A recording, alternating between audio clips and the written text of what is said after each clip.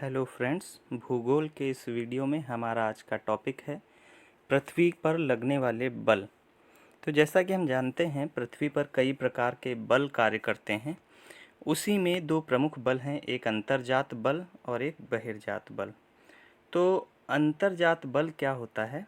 पृथ्वी की सतह पर, जैसा कि हम जानते हैं, जो पृथ्वी की सतह या भूपर्पटी होती है उस पर कई प्रकार के बल लगते हैं, जिसमें दो बल प्रमुख हैं। एक अंतर्जात बल। अंतर्जात बल क्या होता है? नाम से पता चल रहा है, अंतर यानी अंदर की ओर। पृथ्वी के अंदर की सतह पर जो बल कार्य करते हैं उसकी वजह से कुछ घटनाएं घटित होती हैं और वो बल अंतर्जात बल कहलाता है, जिसकी वजह से ज्वालामुखी क्रिया का आना, भूकंप का आना, ये घटनाएं होती हैं। तो पृथ्वी पर अंतर्जात बल के कारण ज्वालामुखी क्रिया और भूकंप आदि आते हैं। अंतर्जात बल पृथ्वी की आंतरिक गतिविधियों के कारण पृथ्वी की आंतरिक यानी अंदर की सतह पर लगने वाला बल है, जबकि पृथ्वी की बाह्य सतह पर लगने वाला बल बहिर्जात यानी कि बाहर की ओर। ऐसे बल के कारण पृथ्वी पर जो बहता हुआ जल है उसमें गति होती है, सागर में सागरीय तरंगें उत्पन्न होती हैं, हिमानी यानी बर्फ से ढके ग्लेशियर और पवन चलती हैं। ठीक है, तो ये सब बहता हुआ जल, सागरीय तरंगे, हिमानी, पवन, ये सब क्या है? बहिर्जात बल के उदाहरण हैं। तो हमने ये जाना कि पृथ्वी पर मुख्य रूप से अंतर्जात और बहिर्जात दो प्रकार के बल लग रहे हैं। अब इसमें भी अगर हम अंतर्जात बल की बात करें, जो अंदर की ओर लगता है, ये दो प्रकार का होता है। एक दीर्घकालिक, जो लंबे समय तक कार्य करता है, इसी को पटल विरूपणी बल भी कहते हैं, जबकि दूसरा बल आकस्मिक होता है और कम समय के लिए कार्य करता है। अब जो पृथ्वी पर अंदर की ओर बल लग रहा है, यानी कि अंतर्जात बल, जिसकी वजह से भूकंप और जो है सुनामी, ये सारी घटनाएं आती हैं, वो दीर्घकालिक बल भी दो प्रकार से चलता है। एक होता है कि लंबवत चल रहा है और दूसरा होता है क्षैतिज चल रहा है। तो ये लंबवत हो गया और ये क्षैतिज हो गया। इस लंबवत बल के कारण महाद्वीप का निर्माण होता है। किसका निर्माण होता है?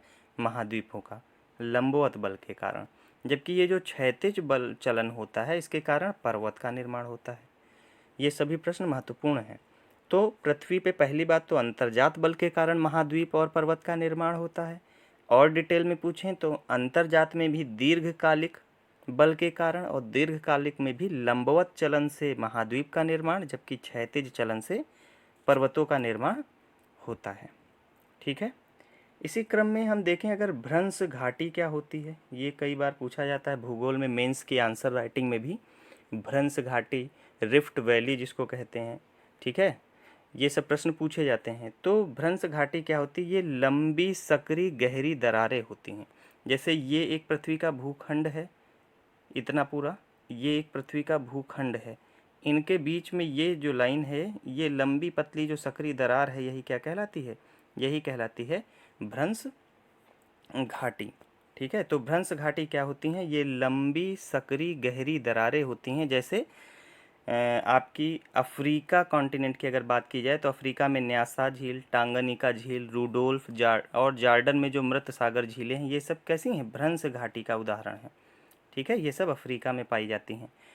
जो भ्रंश घाटी होती है, इसी को जर्मन भाषा में क्या कहा जाता है? ग्राबेन कहा जाता है। क्या कहा जाता है? ग्राबेन कहा जाता है जर्मन भाषा में। तो ग्राबेन क्या है?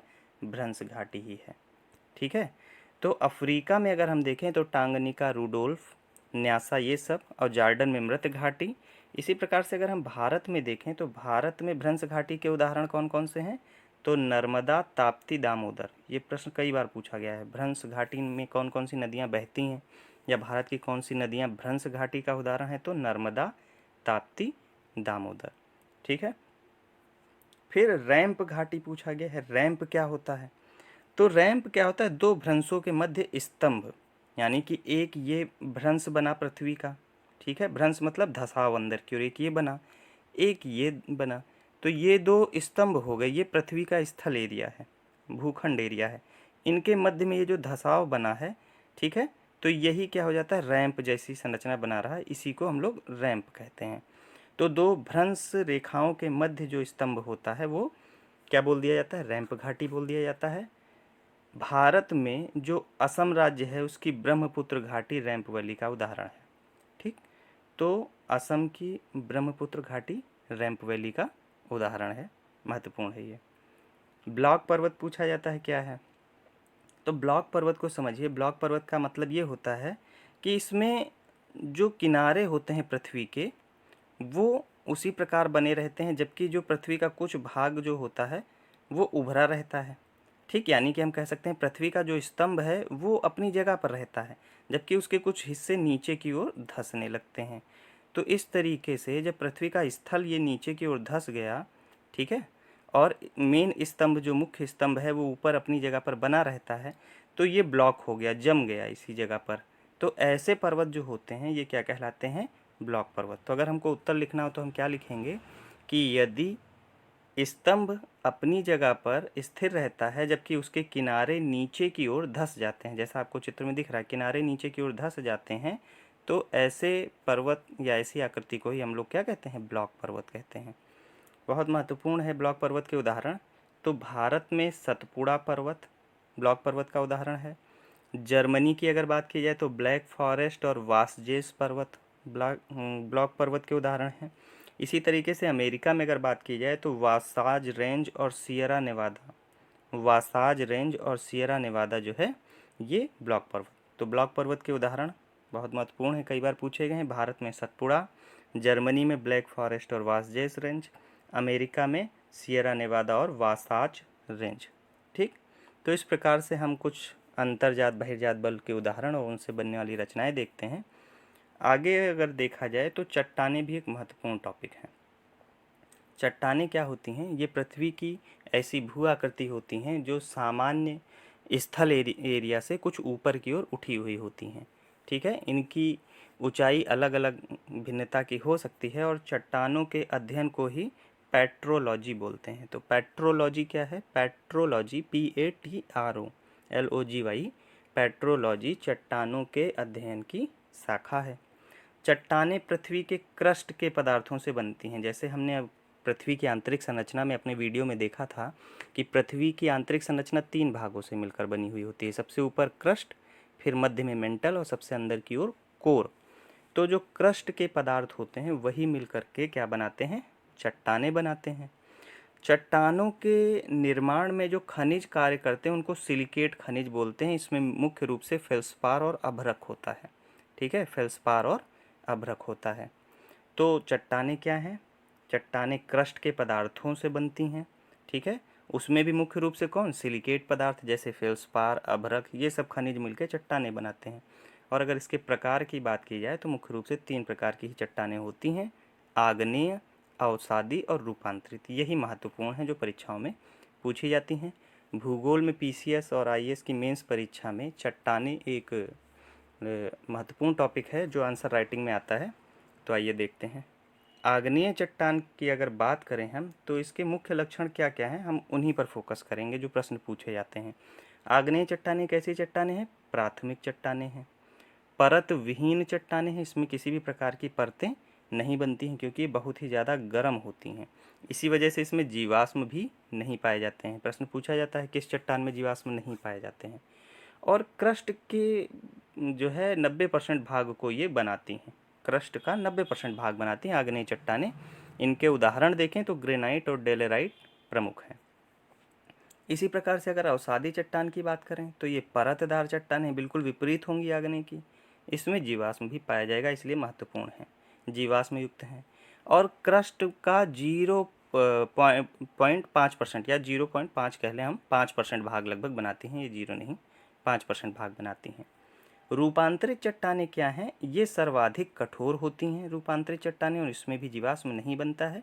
ये आग्नेय और अवसादी चट्टानों में रूपांतरण के फलस्वरूप बनती हैं। जैसे कि देखिए, अवसादी चट्टानों के उदाहरण क्या हैं, सैल है, चूना पत्थर है, चौक डोलोमाइट है, बालूका पत्थर है, कांग्लोमरेट। ये सब अवसादी चट्टानों के उदाहरण हैं। लेकिन अगर इनमें रूपांतरण हो जाए तो सैल से क्या बन जाता है, स्लेट, चूना पत्थर से संगमरमर। ये सब महत्वपूर्ण है। संगमरमर कई बार पूछा गया है, किसका रूपांतरण है, तो चूना पत्थर का। चौक और डोलोमाइट से भी संगमरमर बनता है। बालूका पत्थर से क्वार्टाइट बनता है। कांग्लोमरेट से भी क्वार्टजाइट बनता है। तो ये सब उदाहरण अवसादी शैलों के हो गए। इसी प्रकार से अगर हम आग्नेय शैल देखें तो आग्नेय शैल में हम जानते हैं ग्रेनाइट, बेसाल्ट आता है। तो ग्रेनाइट से क्या बनता है, नीस। नीस क्या है, रूपांतरित चट्टान। बेसाल्ट से एम्फीबाइलाइट रूपांतरित चट्टान, ठीक है। इसी प्रकार से बेसाल्ट शिस्ट रूपांतरित चट्टान। कई बार रूपांतरित चट्टानों में भी परिवर्तन होता है और उनसे कुछ संरचनाएं बनती हैं, जैसे स्लेट है, हम जानते हैं, तो स्लेट से फाइलाइट बनता है, ठीक है, रूपांतरित चट्टान है।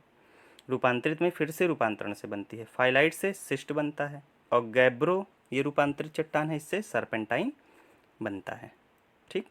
तो इस प्रकार अगर हम इस चक्रण को देखें तो हम देखते हैं कि अवसादी जो चट्टानें हैं इनमें दफन, ताप और दबाव की क्रिया से क्या बन जाता है, रूपांतरित चट्टानें बन जाती हैं, ताप और दाब ज़्यादा लगता है तो। और यही रूपांतरित चट्टानों में अगर उत्थान हो रहा, ऊपर की ओर उठ रही हैं और लगातार अपक्षय और अपर्दन भी हो रहा, तो ये फिर से बदल जाती हैं अवसादी में, ठीक। और अगर इनमें पुनर्रवाकरण हो रहा, छोटे छोटे कण जुड़ते जा रहे हैं, ठीक है, तो ये जो है आग्नेय चट्टान से फिर से बनती हैं रूपांतरित में। और अगर इनमें संगलन हो रहा है, ये गल रही हैं, तो आग्नेय चट्टान बनाएंगी, ठीक। अपक्षय हो रहा है तो अवसादी बनाएंगी। इसी प्रकार से आग्नेय चट्टानों में अगर उत्थान होता है और अपर्दन होता है तो अवसादी चट्टानें बनती हैं। अवसादी चट्टानें ताप और दाब के कारण जो है आग्नेय चट्टानें बनाती हैं। तो इस प्रकार ये चक्र चलता रहता है। और हमारा एक महत्वपूर्ण टॉपिक चट्टानें एवं अंतर्जात बल पूरा हुआ। यदि आपको वीडियो पसंद आ रहा है तो चैनल को लाइक और सब्सक्राइब ज़रूर करें। Thanks all of you.